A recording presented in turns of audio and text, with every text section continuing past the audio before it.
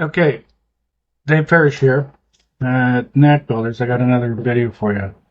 This one's going to be on NextGen, and recently they made fully available pivot tables, and they made an improvement on something that I'm going to point out.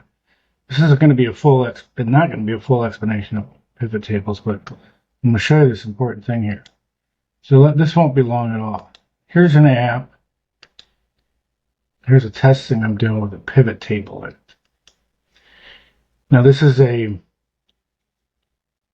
pivot table of invoices. Each invoice is associated with a different type of grant. I won't get into that. And I've grouped it by month. So when it was submitted by month. And this is an issue in Classic, which I'm in now, which has been resolved in NextGen. Notice this. For my columns, I just have the submit date. So I have one field here, but it gives me the options to spread that out however I want, by day, week, month, or year.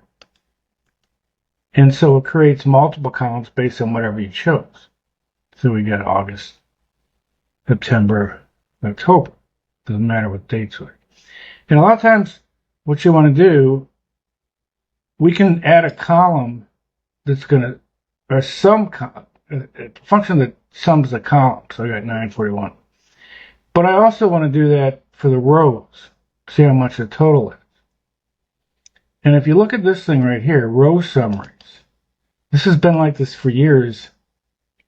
Row summaries only work when there's more than one calculation. Add another column. Well, the system doesn't realize that I do have more than one column because I have a special field, which is one field, spread out over. So it just plain doesn't let you do it. Which is, you can find some code to do it, but it's a pain. It's a real pain. Now, let's go to NextGen. A couple things with NextGen. I'm going to switch this over to NextGen. I got to get out of the old one. And it's going to make me, I'm going to go back to this test thing.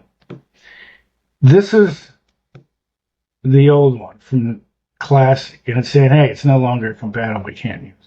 So I made another one that's exactly the same.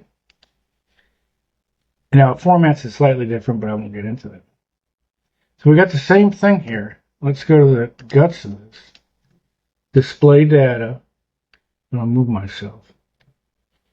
Submit date by month.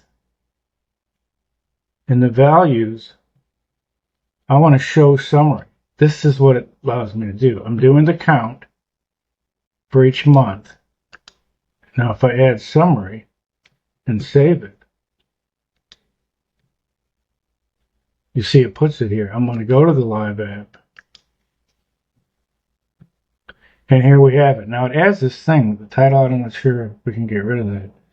But it adds this. It says, hey, what are these columns? It says submit date. Then right underneath it says, here's the grants. And what are we doing with these? Well, in this case, we're counting them.